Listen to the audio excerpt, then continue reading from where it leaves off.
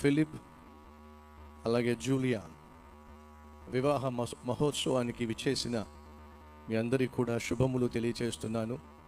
వేదిక మీద ఉన్నటువంటి దైవజనులందరికీ కూడా నా హృదయపూర్వకమైన వందనాలు తెలియచేస్తున్నాను. Thank you. ఇప్పటికే చాలామంది అద్భుతమైనటువంటి దైవజనులు క్లుప్తంగాను అలాగే శ్రేష్టమైనటువంటి క్లుప్త సందేశాలు అందించారు. అలాగే కేరళ నుంచి వచ్చినటువంటి మా సహోదరి జూలియా వారి కుటుంబ సభ్యులు వారు మలయాళం మాత్రమే మాట్లాడతారు, ఇంగ్లీష్ మాట్లాడవచ్చు. కాబట్టి ఇంగ్లీష్లోను అలాగే మలయాళంలోనూ కొంతమంది గ్రీటింగ్స్ ఇచ్చి ఉన్నారు. కానీ ఎక్కువ శాతం ఇక్కడ వాళ్ళు తెలుగు మాట్లాడేవాళ్ళు. కాబట్టి నేను ఇంగ్లీష్లో కాకుండా എനിക്ക് കുറച്ചു మలయాళం അറിയും, నాకు కొంచెం మలయాళం వచ్చు అని చెప్పి మలయాళంలో ప్రసంగం చేసి మిమ్మల్ని అందరినీ పారిపోయేలా చేయడం అంటే ధర్మం కూడా కాదు. ఒక అద్భుతమైన కుటుంబానికి ఆచరించవలసినటువంటి 7 ఆలు ఏమిటి? ఈ ఆలు మగలు పాటించాల్సిన 7 ఆలు. మొదటిగా ఫిలిప్ అండ్ జూలియా వాళ్ళిద్దరు మాత్రమే కాదు, ఇక్కడ ఉన్నటువంటి దంపతులందరూ కూడా ఖచ్చితంగా పాటించాల్సిన మొదటి ఆత్మీయంగా ఉండాలి. క్రైస్తవ కుటుంబము అంటే నటించటము కాదు. కానీ దురదృష్టం, ఈరోజు కుటుంబాల్లో ఎంతోమంది భర్తలు భార్యలు నటిస్తున్నారు. బయటికి ఆత్మీయంగా కనిపిస్తున్నారు, లోపట అంతరంగంలో అగాధాన్ని పెంచేసుకుంటున్నారు. ఆ భర్త ఆ భార్య చాలా చక్కగా ఆత్మీయంగా కనిపిస్తారు. బైక్ మీద వెళ్తున్నప్పుడు ఎంత దగ్గరగా కూర్చుంటుందో, నడుం చుట్టూ చేయి, నడువు అంటారా పొట్టంటారా, చుట్టూ చేయేసి కూర్చుంటుంది. బయటకు వెళ్తున్నప్పుడు మార్కెట్కి వెళ్తున్నప్పుడు చెయ్యి పట్టుకొని మరీ వెళ్తారు. వాళ్ళని చూసి చాలామంది అనుకుంటారు ఎంత ఆదర్శనమైనటువంటి కుటుంబం, ఎంత ఆత్మీయమైన కుటుంబం, కలిసి మందిరానికి వెళ్తారు. కానీ విచిత్రం ఏమిటయ్యా అంటే వాళ్ళు ఎప్పుడూ కూడా ఇంటిలో తగాదా పడ్డం కానీ, గొడవ పడ్డం కానీ, అరుచుకోవడం కానీ, కేకలేయడం కానీ ఎప్పుడూ వారి జీవితంలో జరగలేదండి. ఆశ్చర్యంగా ఉంది కదా. ఈ లోపల ఎవరో కావాలని చెప్పి, అసలు ఎందుకని వీళ్ళిద్దరూ అసలు ఎప్పుడూ కూడా అరుచుకోవడం కేకలేయడం మనం చూడడం కారణం ఏమిటని చెప్పి ఒకరోజు కిటికీలోంచి అసలు ఏం చేస్తారు చూద్దాం లోపల అని చెప్పి ఎవరో కుదురుగా ఉండక కిటికీ తలుపు తెరిచి నెమ్మదిగా చూస్తే అప్పుడు అర్థమైంది ఏమిటంటే వీళ్ళు అసలు మాట్లాడుకోరు. ఇంటిలో వీళ్ళిద్దరికి మాటలు కూడా లేవు. బయట మాత్రం గొప్ప యాక్టర్స్ వీళ్ళు. ఎవరో తెలుసా? ఆత్మీయులు. ఆయనకి కాఫీ కావాలనుకోండి, స్లిప్ పెడతాడు, కాఫీ పెట్టు. ఆమె తిరిగి స్లిప్ పెడుతుంది, కాఫీ పొడి లేదు. సరేలే టీ పెట్టు, ఆమె స్లిప్ పెడుతుంది, షుగర్ లేదు. సరే లంచ్ బాక్స్ పెట్టు, ఆమె స్లిప్ పెడుతుంది, ఓపిక లేదు. ఇది వాళ్ళ కాపురం. ఒకరోజు ప్రమోషన్ రాబోతుంది కాబట్టి ఇంటర్వ్యూకి వెళ్ళాలి, కాకపోతే ఇతర పట్టణానికి వెళ్ళాలి. అతను స్లిప్ పెట్టాడు, ఏంటో తెలుసా? 4 గంటలకు అలారం పెట్టు అని చెప్పి. ఆమె 4 గంటలకు అలారం పెట్టింది. అలారం మోగింది, గురక పెట్టి నిద్రపోతున్నాడు, ఆయన లేవట్లేదు. వచ్చి స్లిప్ పెట్టింది, 4 గంటలైంది, అలారం మోగుతుంది, లేవండి అని చెప్పి. లేవల. 5 గంటలకి స్లిప్ పెట్టింది, 6 గంటలకి స్లిప్ పెట్టింది, 7 గంటలకి లేచాడు. ఈ లోపల ట్రైన్ వెళ్ళిపోయింది. కోపం వచ్చేసింది, భార్య లేపలేదని చెప్పి. తీరా చూస్తే 4 అయింది లేవండి, 5 అయింది లేవండి, 6 అయింది లేవండి, స్లిప్స్ ఉన్నాయి అక్కడ.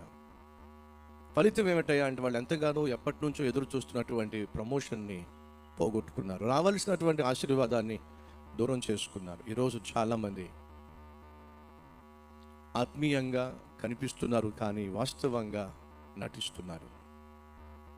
ఫిలిప్ అలాగే జూలియా అలాగే కుటుంబంగా ఉన్నటువంటి మనం నటించటం మానేసి ఆత్మీయంగా జీవిస్తే దేవుణ్ణి మహిమపరిచిన కుటుంబంగా ఉంటాం. మొదటిగా ఆత్మీయంగా జీవించండి, రెండోదిగా ఆప్యాయంగా జీవించండి. వివాహం అనేది కేవలం జూలియా ఫిలిప్ వీళ్ళిద్దరి మధ్య ఏర్పడుతున్న బంధం కాదు. వివాహము అనేది జూలియా అలాగే ఫిలిప్, ఇరు కుటుంబాల మధ్య ఏర్పడుతున్న ఒక అద్భుతమైన అనుబంధం. ఈ విషయాలు చాలా సందర్భాలు మర్చిపోతూ ఉంటాం. కాబట్టి ఫిలిప్ కావచ్చు, జూలియా కావచ్చు, భర్త కావచ్చు, భార్య కావచ్చు, మనం చేయాల్సింది ఏమిటయా అంటే ఆప్యాయతను పంచాలి. ఎవరికి? ఇరు కుటుంబాల వారికి. కొడుకు వచ్చి ఆఫీస్ నుంచి ఇంటికి వస్తున్న తండ్రికి ఎదురై, డాడీ మన ఇంటికి బంధువులు వచ్చారు డాడీ అని చెప్పంటే వాళ్ళ నాన్న అంటున్నాడు, ఒరే చెప్పులు బయట ఉన్నాయా లోపల ఉన్నాయా అని చెప్పి. చెప్పులు బయటే ఉన్నాయి డాడీ, అయితే వాళ్ళు నా బంధువులు అయి ఉంటారా అని చెప్పి అన్నాడట. అంటే అర్థం చెప్పండి ఏమిటో. భర్త బంధువులు అయితే చెప్పులు బయటే, మనుషులు బయటే. అదే భార్య బంధువులు అయితే చెప్పులు లోపటే, బంధువులు కూడా లోపటే. మీరు నవ్వుతున్నారంటే అర్థం చెప్పండి.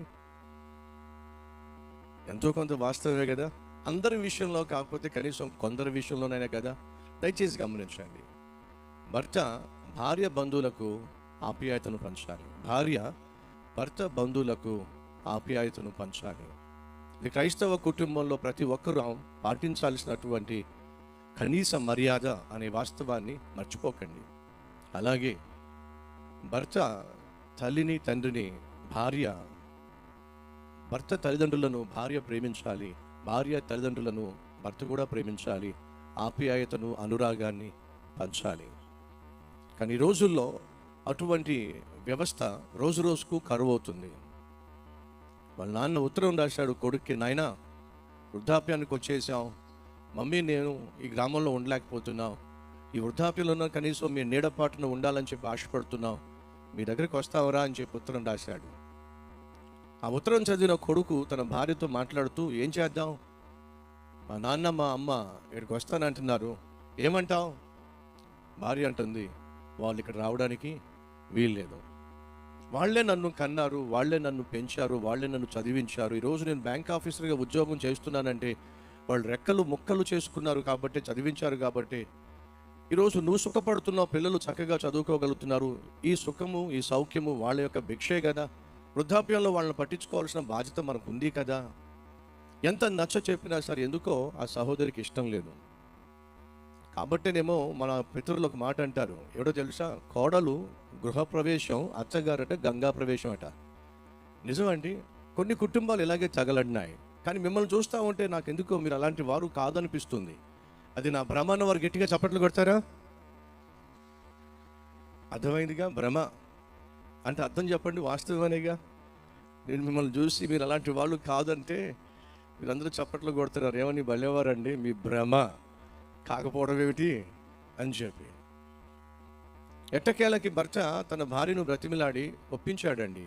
అప్పుడు భార్య ఒప్పుకుంది ఒక కండిషన్తో. ఏంటో తెలుసా, మీ నాన్నకి మీ అమ్మకి మన ఇంట్లో చోటు లేదు. అదేంటి, వాళ్ళు ఇచ్చిన డబ్బులతో కదా ఇల్లు కొన్న నేను, అయినప్పటికీ కూడా మన ఇంట్లో చోట్లు, ఏం చేద్దాం, బయట పందిరేద్దాం, వాళ్ళు ఆ పందిరిలోనే ఉండాలి. సరే అలాగే, రేపో మాపో చచ్చే వాళ్ళకి బయట పందిరే బెటర్ అండి, ఇంట్లో తీసుకొచ్చి పెట్టి మనం ఎందుకు ఆ తర్వాత ఇబ్బంది పడ్డాం. సరే అలాగే. వినండి, కనీ పెంచి పెద్ద చేసిన తల్లికి తండ్రికి ఇంటి బయట పందిరేశాడండి. ఏమనిపించిందో ఏమో ఆ కోడలికి, ఆ మావయ్యకి అత్తయ్యకి 2 ప్లేట్లు అన్నం పెట్టడం దండగా అనిపించి ఒకే ప్లేట్లు అన్నం పెట్టడం మొదలు పెట్టింది. కాబట్టి మొదట మావయ్య భోంచేయాలి, ఆ తర్వాత అత్త భోంచేయాలి. ఒకరోజు ఆ ప్లేట్ కాస్త మాయమైపోయింది. ఎప్పుడైతే ఆ ప్లేట్ మాయమైపోయిందో ఇంటికి వచ్చిన భర్తతో ఆ భార్య అంటుంది, మీ నాన్నకి మీ అమ్మకి నామోషి వేస్తుంది, మనం ఒకే ప్లేట్లో పెడుతున్నాం అని చెప్పి ఆ ప్లేట్ దాచేశారు. అప్పుడు భర్త అంటున్నాడు, ఆ ప్లేట్లో వాళ్ళు కూడా తినడం కష్టమే కదే. ఎందుకనండి, అది కుక్క ప్లేట్ కదా, కుక్క ప్లేట్లు అన్నం పెడుతున్న వాళ్ళకు కూడా కష్టమే కదా. ఏ కుక్క ప్లేట్ అయితే మాత్రం అన్నం ఏమో తక్కువ పెడుతున్నాం మనం, అది కూడా ప్లేటేగా, అది కూడా తింటుందిగా, కుక్క ప్లేట్ అండి. ఆ కుక్క ప్లేట్ కాస్త మాయమైపోయింది. ఇంటికి వచ్చిన తర్వాత భర్తతో ఈ విషయాలన్నీ చెప్పేసరికి భర్తకి కోపం వచ్చేసింది. ఆఖరికి భర్త ఏం చేశాడో తెలుసా, భార్య మాట విని మూర్ఖంగా తన తల్లిని తండ్రిని కర్ర పెట్టుకుని కొట్టడానికి మీదకి వెళ్ళాడండి. అలా కొట్టబోతున్నప్పుడు కొడుకు పరుగున వచ్చి, డాడీ తాతయ్యని నాన్నమ్మను కొట్టొద్దు. ఎందుకు కొట్టొద్దురా, మనం అన్నం పెట్టడం వీళ్ళకి దండగా, కుక్క ప్లేట్లు అన్నం పెడుతున్నామని చెప్పి నామోషి దాన్ని దాచిపెట్టేశారు కాబట్టే కొడుతున్నాను. మనవాడు అంటున్నాడు, వాళ్ళు దాచిపెట్టలేదు డాడీ, ఆ కుక్క ప్లేటు నేనే దాచిపెట్టాను. నువ్వెందుకు దాచిపెట్టావురా? నేను ఒకరోజు పెద్దవాడిని అవుతాను, నాకు కూడా అమ్మలాంటి భార్య వస్తుంది, అప్పుడు మీకు నేను కూడా కుక్క ప్లేట్లో పెట్టాల్సి వస్తుంది. ఆ కుక్క ప్లేట్ నాకు దొరుకుతుందో లేదో అని చెప్పి ఎప్పటి నుంచే ఆ ప్లేట్ దాచుకుంటున్నాను డాడీ. ఆ కర్ర కూడా నాకు ఇస్తే దాన్ని కూడా దాచిపెడతాను డాడీ. ఏమిట్రా, కనీ పెంచి పెద్ద చేసిన నాకు మమ్మీకి కుక్క ప్లేట్లో అన్నం పెడతావా? నీకు ఆ నోరు ఎలా వచ్చిందిరా? మిమ్మల్ని చూస్తేనే వచ్చింది. బైబిల్ సెలవిస్తుంది, మోసపోవద్దు, మనిషి ఏం వెతుకుతాడో దాన్ని కోయక తప్పదు.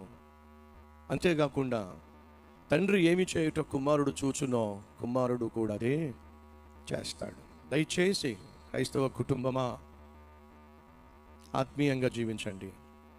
ఆప్యాయతను మన చుట్టూ ఉన్న వారికి పంచిపెట్టాల్సిన బాధ్యత ఉంది అనే విషయము మర్చిపోకండి. 3, ఆనందంగా జీవించండి. కుటుంబం అనేది కొట్లాటల నిలయం కాదండి, ఆనందించాల్సినటువంటి నిలయము. అది ఒక ఆనంద నిలయము. కానీ ఈ రోజుల్లో చాలా కుటుంబాల్లో ఆనందము, సంతోషము కరువు అవుతుంది అనేది వాస్తవం. వాళ్ళ నాన్న చేతుల్లో ఫొటోస్ పెట్టి, అబ్బాయి మంచోడే, MBA చదువుకున్నాడు, 60,000 రూపాయలు ఉద్యోగము, మంచి గుణవంతుడు, ఫ్యామిలీ కూడా మంచిదే, నువ్వు చేసుకుంటే సుఖపడతావు అని చాలా చెప్పాడు. కానీ ఒకే ఒక లోపం ఏమిటంటే, అతడు నవ్వితే మాత్రం పళ్ళు బయటకు వస్తాయి.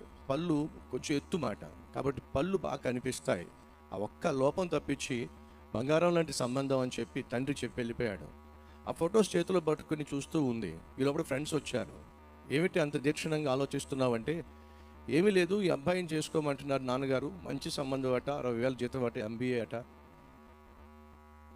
సమస్య ఏమిటంటే అతడు నవ్వితే పళ్ళన్నీ కనిపిస్తాయటే, కాబట్టి నాకు కొంచెం ఇబ్బందిగా ఉంది అని అంటే ఫ్రెండ్స్ చెప్తున్నారండి, వాడిని చేసుకోవే, అతన్ని చేసుకో, నువ్వు సుఖపడతావు.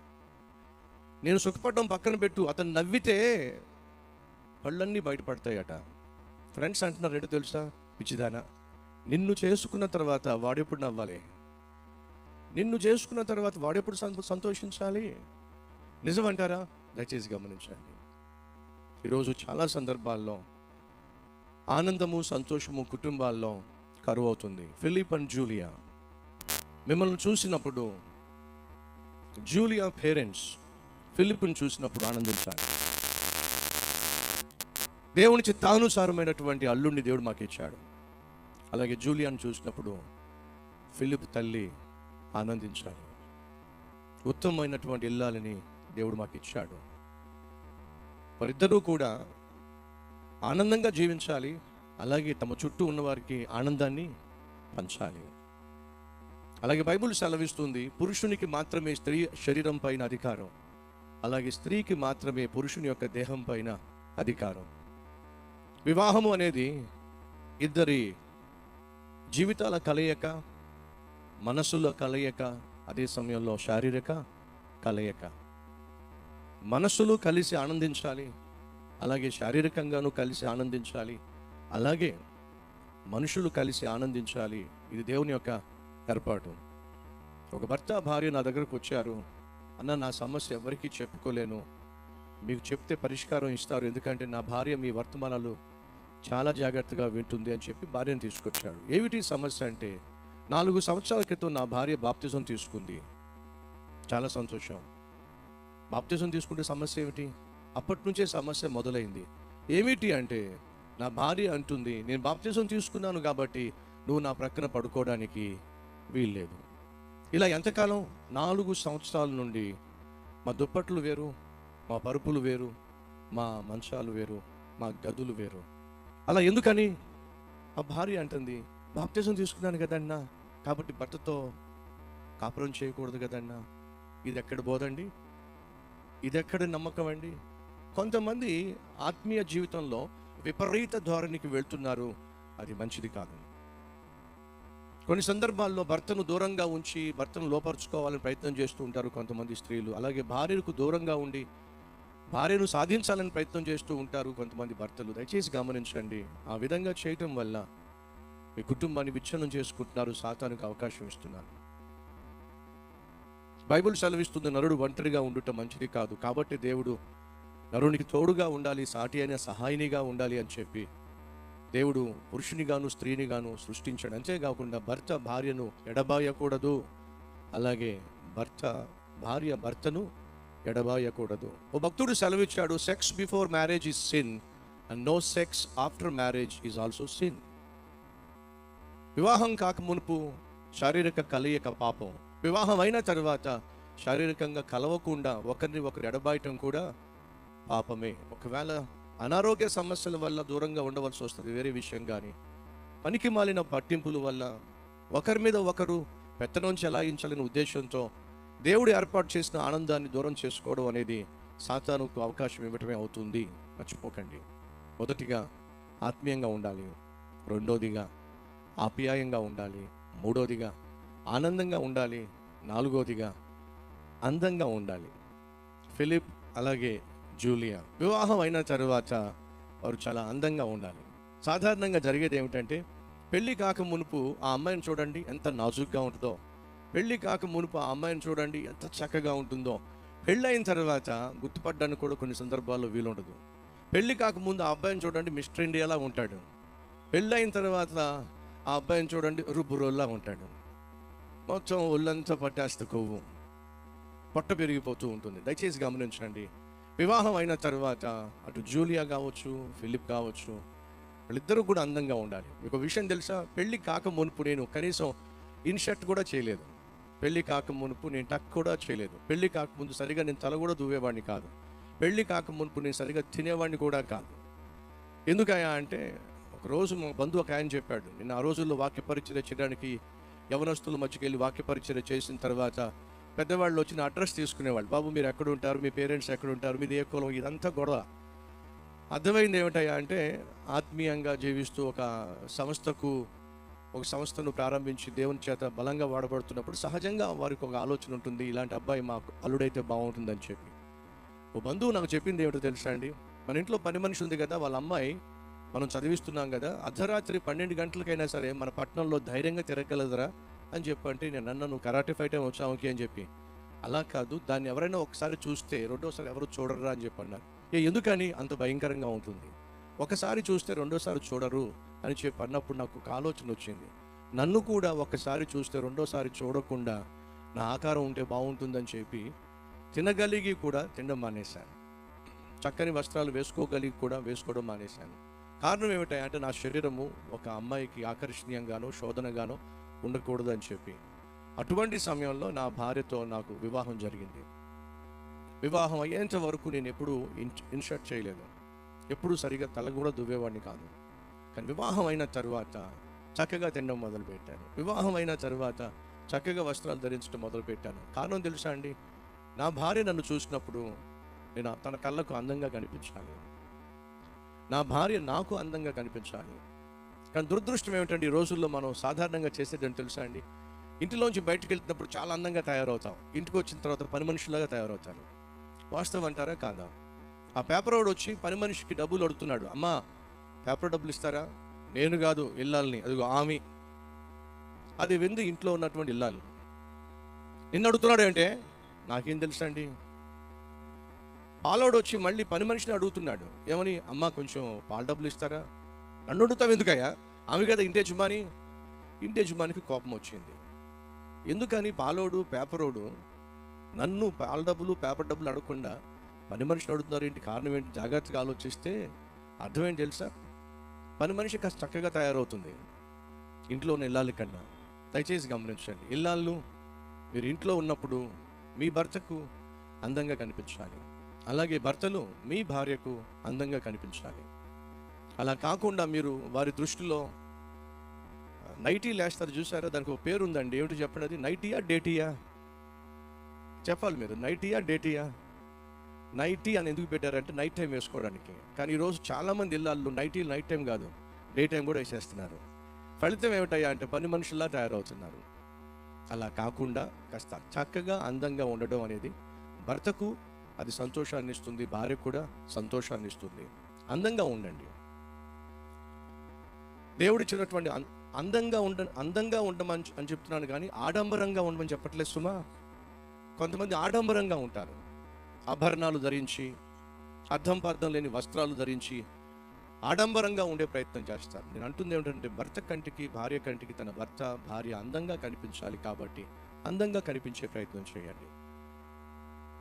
ఐదోదిగా, మీరు వింటున్నారా జాగ్రత్తగా? జ్ఞాపకం పెట్టుకుంటారా, మర్చిపోతారా? మొదటిగా ఆత్మీయంగా ఉండాలి.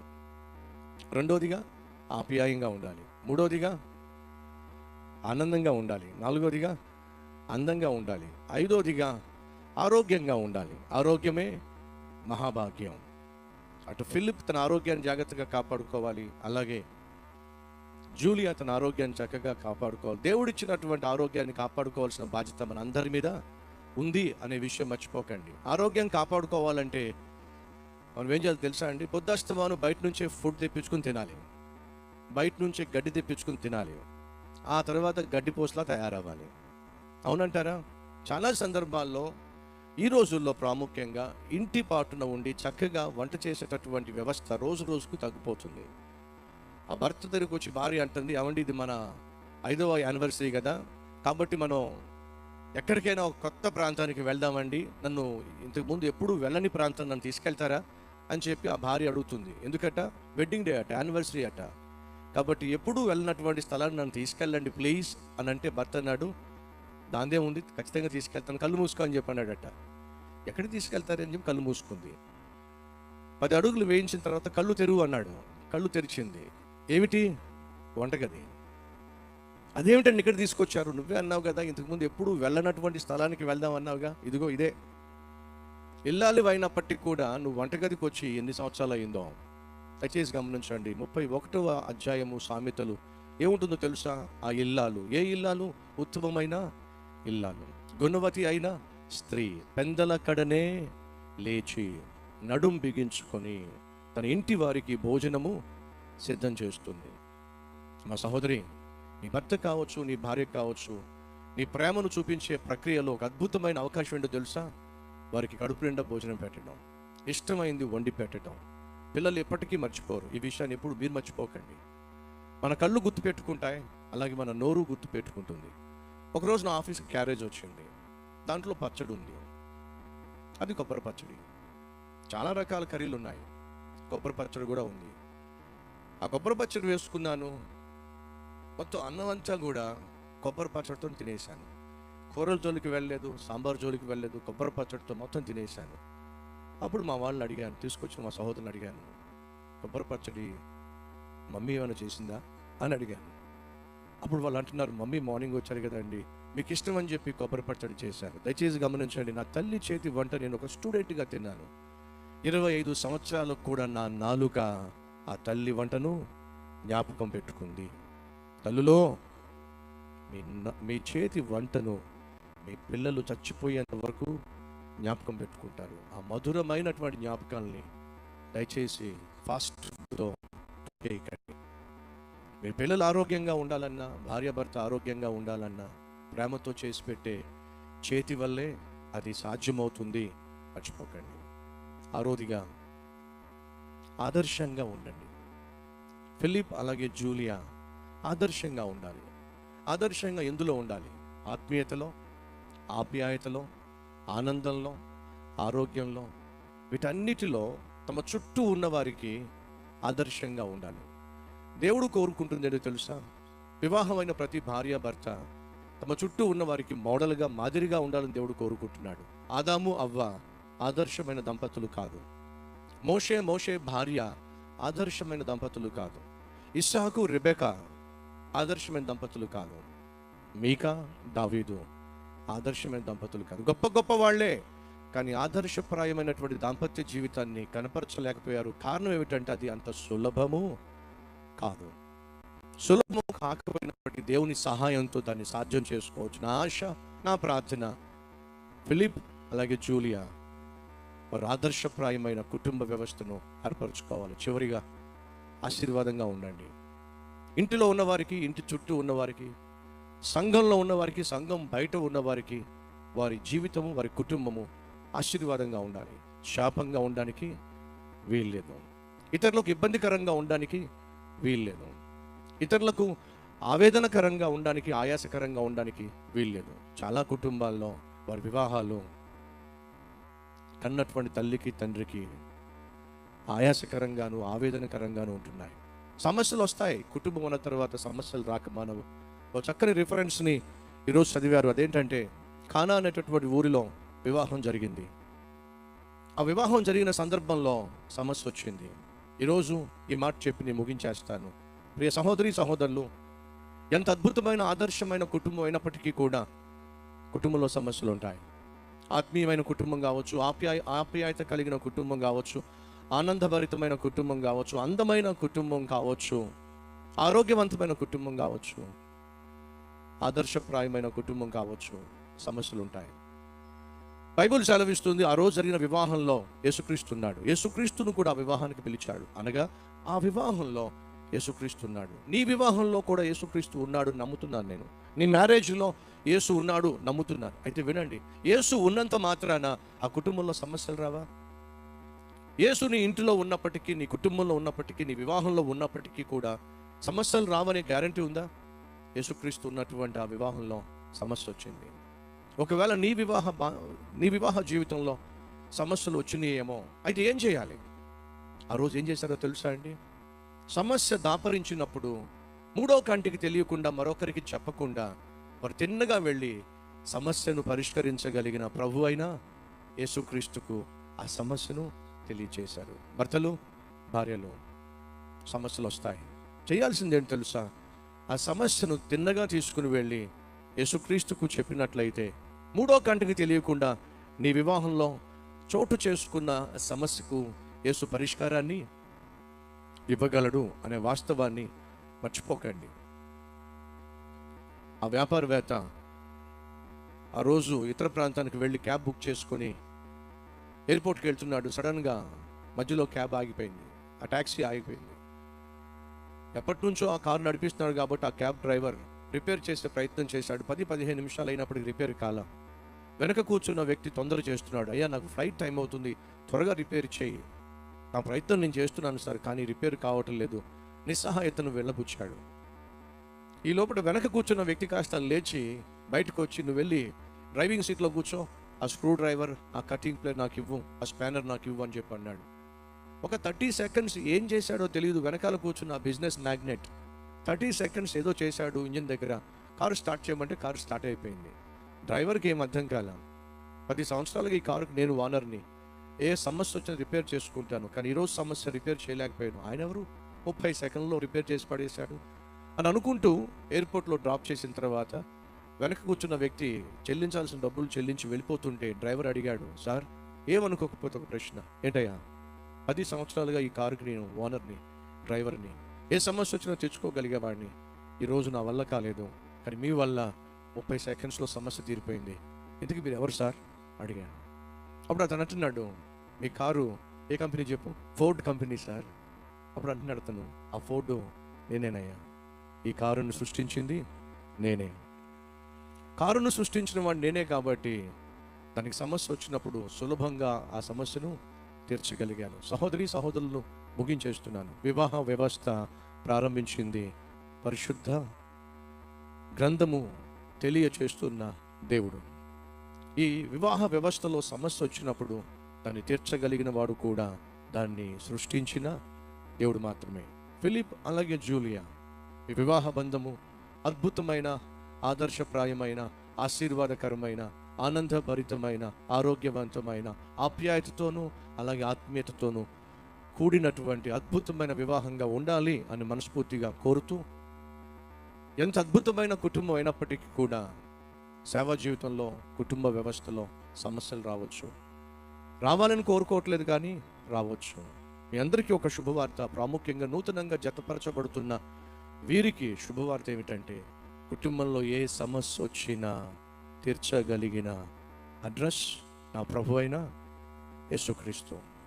ఆ యేసుక్రీస్తుకు మన సమస్యను, మన కుటుంబ సమస్యను తెలియచేస్తే మూడో కంటికి తెలియకుండా, బ్రతుకు బజారున పడకుండా ఆయన సమస్యను సమాధి చేసేస్తాడు.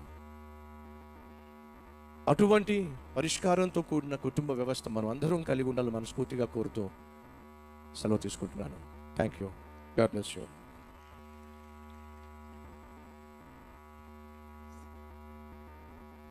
ధన్యవాదాలండి.